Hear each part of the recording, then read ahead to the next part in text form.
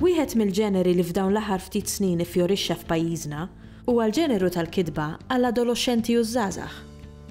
Ma' dan il-ġeneru iffjorixxiet ukoll l-awtriċi Antoinette Borg li f'temp ta' 3 snin kitbet 3 romanzi u ħadmet ukoll fuq pubblikazzjonijiet oħra. Normalment ma tkunx deċiżjoni konxja li nagħmel qabel ma nibda nikteb, ma ngħidx ara ħa nikteb ktieb għaż-żgħażagħ.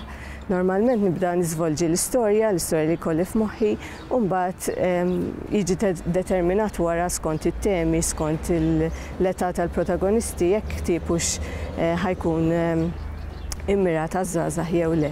Ħafna mir-romanzi li ktibt huma orjentati lejn iż-żgħażagħ, u naħseb parti mir-raġuni li għandi żgħażagħ fil-familja, it-tfal, in-neputijiet, allura isni qed nerġa' ngħix indirettament iż-żożija, u hija fażi wkoll li tinteressani wkoll għax hija fażi interessanti fis-sens li hija żmien ta' tranzizzjoni fejn wieħed ikun fuq l-għadba bejn it-tfulija u ż-żożija, ħafna emozzjonijiet, ħafna stress, ħafna taqlib, u hemm ħafna temi x'wieħed jesplora. Normalment nibda minn idea vaga, mistoqsija li kolli f'moħħi, pereżempju, l-ewwel romanz li ktibt kelli f'moħħi min jaf kieku, misteru li jkun ġej mill-passat u qatt ma ġie solvut, min jaf kieku kellu jiġi solvut illum bit-teknoloġija u bl-informazzjoni li għandna disponibbli llum. U dik tkun l-idea oriġinali, u mbagħad nibda naħseb kif tista' tiżvolġi bħala plot, bħala karattri. Temi li huma attrajenti għaż-żgħażagħ normalment huma dak li huma relevanti għall ħajja tagħhom. L-iktar ġeneru ovvju għal ġeneru coming of age li jitratta tranzizzjoni appuntu bejn it-tfulija u l-adultezza. Mbagħad hemm it-temi relatati bħall-ewwel imħabba, relazzjonijiet, u mbagħad iktar ma nimxu fil-kontinju ma għandna mbagħad temi aktar tqal fejn jidħlu pereżempju t-telfa ta' xi ħadd għażiż, razziżmu, suwiċidju u temi oħrajn. Hemm diversi opportunitajiet għal min jikteb għaż-żgħażagħ. Inizjattiva li benefikajt minnha jiena fil-bidu li bdejt nikteb li hija l-konkors Kitba Letteratura għaż-Żgħażagħ li huwa inizjattiva ta' Aġenzija żgħażagħ flimkien mal-Kunsill Nazzjonali tal-Ktieb, u dika il-manuskritt rebbieħ ikollu premju fi flus kif ukoll għajnuna min-naħa tal-Kunsill Nazzjonali tal-Ktieb biex il-manuskritt eventwalment jiġi editjat u ppubblikat.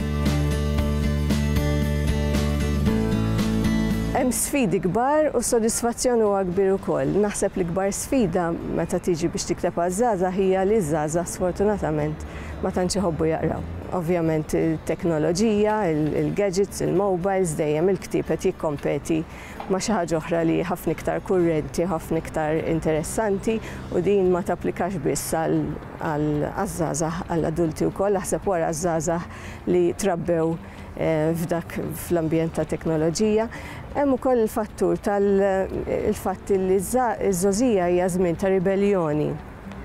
U naħseb li l-ktieb huwa wieħed mill-ewwel vittmi ta' dik ir-ribelljoni għax il-ktieb huwa simbolu ta' dak li huwa xogħol ta' bil-fors, simbolu tal-awtorità, tal-ġenituri.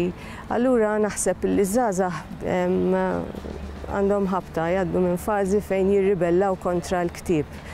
U dik ovvjament hija sfida, mela jekk inti irnexxielek allura li għandek żagħżugħ qed jaqra ktieb, u mbagħad għandek sfida ikbar biex tħajjar lil dak li jkun biex mhux biss għandu l-ktieb f'idejh, imma wkoll jaqrah mill-bidu sal-aħħar. U naħseb fattur sfida oħra wkoll speċjalment għall-awturi li huma ta' ċertu età, importanti li fejn titlu kotba żgħażagħ ma tiktibx b'mod patronizzanti.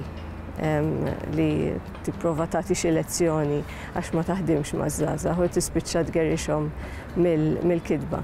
Ovvjament sfidi kbar imma wkoll sodisfazzjon kbir għaliex meta jiġu pereżempju xi ġenituri jew xi żgħażagħ infushom jgħiduli isma' taf kemm kien ili ma naqra ktib bil-Malti, batti l-ktib tiegħek u ma stajtx nitilqu minn idejja, meta se tikteb ieħor. Daka xi ħadd jgħidli hekk itellani s-sema'.